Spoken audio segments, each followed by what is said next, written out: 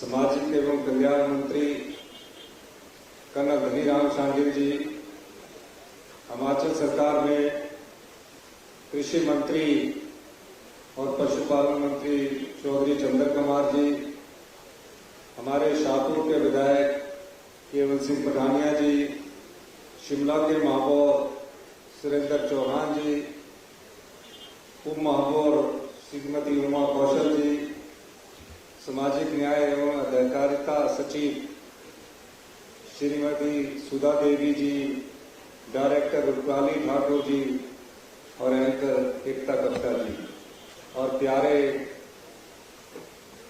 सभी मेरे प्यारे बच्चों, जिस दिन मैं इस रिज मैदान पर खड़ा होकर शपथ ले रहा था और शपथ लेने के बाद मेरे मन में एक विचार आया कि समाज में ऐसा कौन सा व्यक्ति है जिस तक सरकार की पहुंचनी चाहिए, जिस तक आज तक सरकार की पहुंच नहीं पहुंच पाई। सोचते सोचते वो विचार मेरे दिमाग में घूमता रहा और फिर मैंने सचिवालय की कुर्सी में न जाकर अनाथ आश्रम टूटी गंडी का रास्ता अपनाया।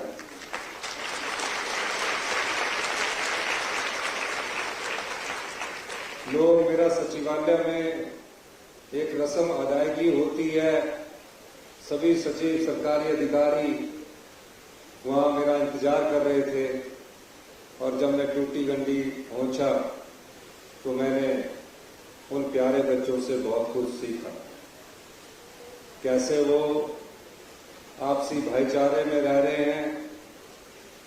मैंने उनके दिल को पढ़ा, उन्होंने मुझसे कुछ नहीं कहा, उनके दिमाग को पढ़ा और मेरे मन में उसी समय एक ऐसी स्थिति पैदा हुई कि जाकर मैं कोई ऐसा फैसला करूं जिससे ये बच्चे अपने जीवन में अपने पैरों पर खड़े हो सके।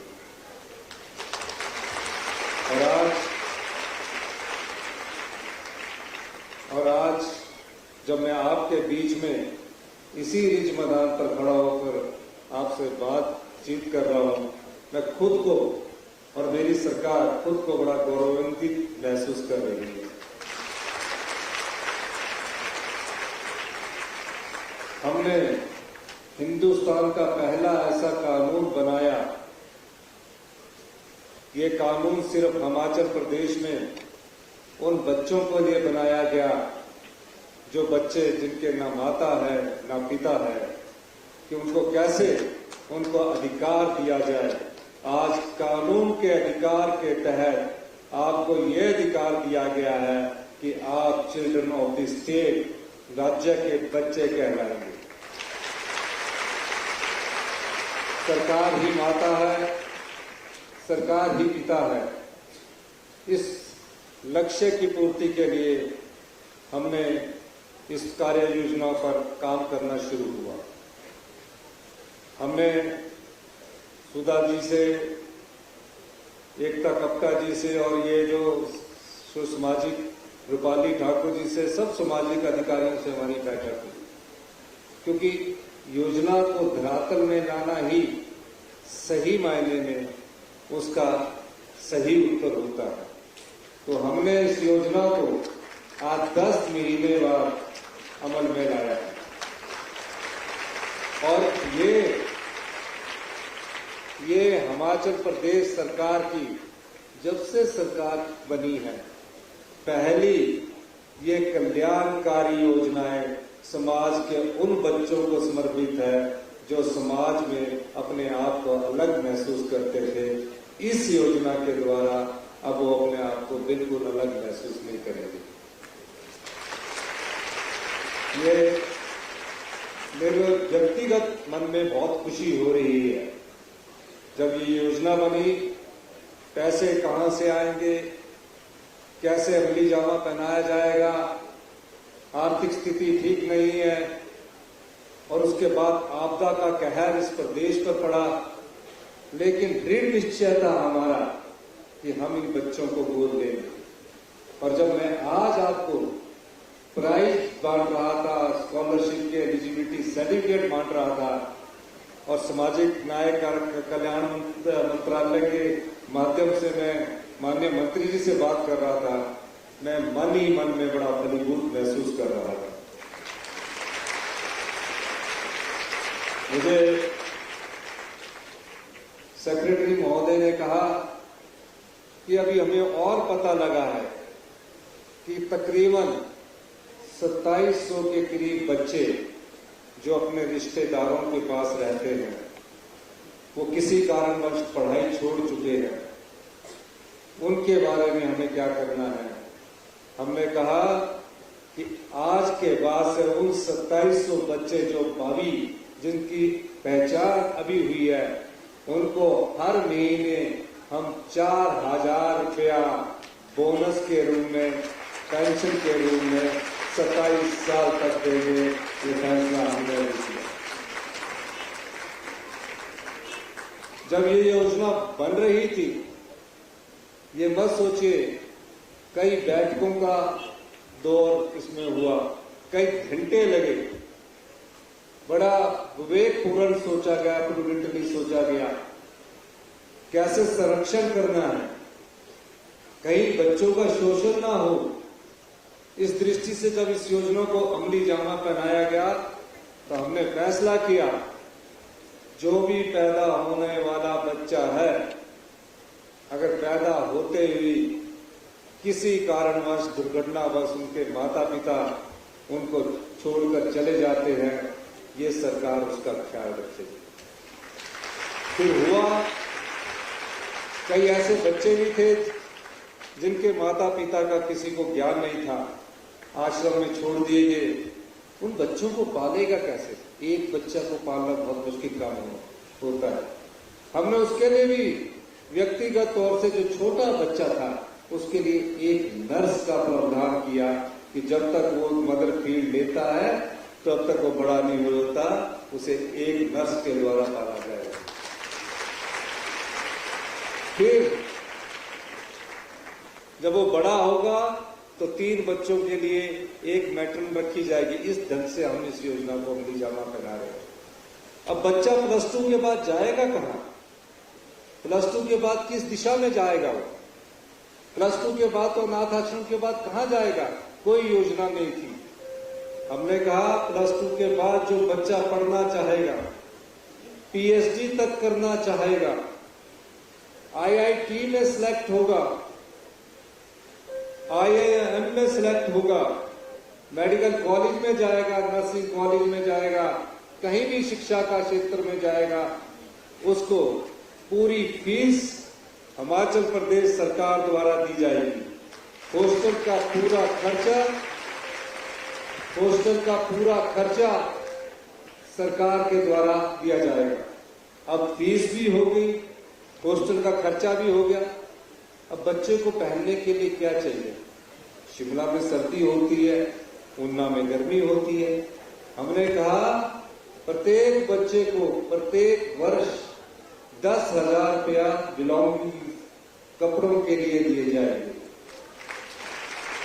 यही नहीं, फिर मन में एक और विचार पनपा कि अब जब वो कॉलेज जाएगा तो उसकी जेब खाली होगी, अपने चाचा से मांगेगा, मामा से मांगेगा, दोस्त से मांगेगा, भाई से मांगेगा। भाई भी एक बार देके थोड़ा सा उग जाएगा, झंझलाहट पैदा हो जाएगी। तो उसके लिए क्या किया जाए? उसके लिए हमने कहा कि जो भी बच्चा पढ़ेगा 18 साल से ऊपर, अब तो जो भी बच्चा 27 साल तक की उम्र में होगा उसको 4,000 रुपया मिलेगा। और बच्चे को जो कॉलेज जाएगा, हॉस्टल में रहेगा, 4,000 रुपए की पर मंथ पॉकेट मनी देने की हमने इस योजना के तहत घोषणा की है। अब हर महीने उसे 4,000 रुपया मिलेंगे और 12 महीने के से 48,000 रुपया मिलेंगे। पढ़ लिख कर कई बच्चे ऐसे होते हैं कि वो +2 के बाद अपना रोजगार करना चाहते हैं। अब रोजगार करने के लिए उसको धन कौन देगा? उस स्थिति को देखते हुए अभी जब मैं 3 बच्चों को धन दे रहा था 2-2 लाख रुपया, उस योजना को हमने कहा कि कि जो भी बच्चा अपनी योजना शुरू करना चाहता है उसको हम 2 लाख रुपया इस योजना अपना काम स्टार्टअप करने के लिए देंगे। एक बेटी आई बिलासपुर से, उसने अपनी योजना शुरू की है, सरकार की तरफ से उसे 2 लाख रुपए का धन उपलब्ध करवाया गया। फिर 27 साल के बाद अगर बच्चा बेरोजगार ही रह गया, कोई रोजगार के अवसर नहीं मिले, तो हमने कहा कम से कम उसको घर बसाने के लिए 3 विश्वा या 2 विश्वा शहरों में जगह उपलब्ध करवाई जाएगी। इस प्रकार की नोटिफिकेशन देने की। फिर मकान बनाने के लिए भी उसको धन उपलब्ध करवाया जाएगा, ताकि वो 27 साल में अपने आत्मविश्वास के साथ, दृढ़ता के साथ अपने पैरों पर खड़ा हो सके। इस प्रकार की यह हमारी मुख्यमंत्री सुख आश्रय योजना देकर हिमाचल प्रदेश की सरकार ने इस कल्याणकारी योजना के द्वारा और भविष्य की योजनाओं के लिए रास्ता खोला। मैं ये बात इसलिए कहना चाहता हूं कि प्यारे बच्चों, इस जीवन में आप आए हैं और जीवन में आपको भगवान ने एक ऐसा जीवन दिया जिसमें आपको शुरू में बहुत दुख होता है। माँ बाप नहीं रहते हैं, छोटे बच्चे को तो महसूस नहीं हो पाता, लेकिन 8-10 साल के बाद, 10-11 साल के बच्चे को जब महसूस होता है तो उसकी सुरक्षा कौन करेगा? इस दृष्टि से भी हमने इसमें प्रावधान कर रखा आपके को हम हर साल जितने में हमारे हिमाचल प्रदेश में अनाथ बच्चे हैं उनको 1 साल में 15 दिन का एकेडमिक टूर या एक्सपोजर टूर बनाकर उन्हें घुमाया जाएगा और उस एक्सपोजर टूर में ट्रेन से लेकर एयरप्लेन का खर्चा भी सरकार उपलब्ध करवाएगी। ये आपका अधिकार है।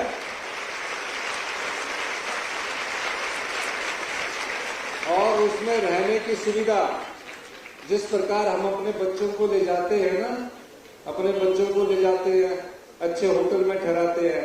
हमने कहा हमारे जो बच्चे ये हैं इनको 3 स्टार होटल में सुविधा प्रदान की जाएगी।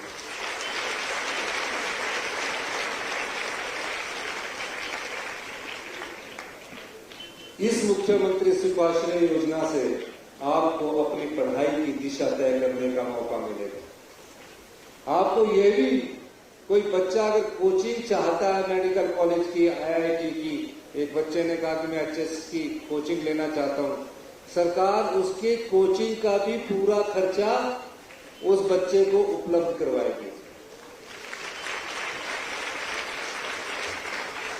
और बेटा, मैं आप बच्चों को ये कहना चाहता हूं, जीवन में कभी अपने आप को अकेला नहीं समझना चाहिए।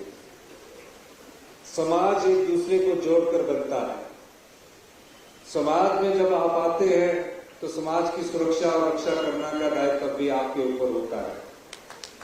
आप में से ही कोई बच्चा इस मुख्यमंत्री की कुर्सी पर पहुंच सकता है। लगनशीलता, दृढ़ निश्चय और कर्म से आगे आगे बढ़ोगे।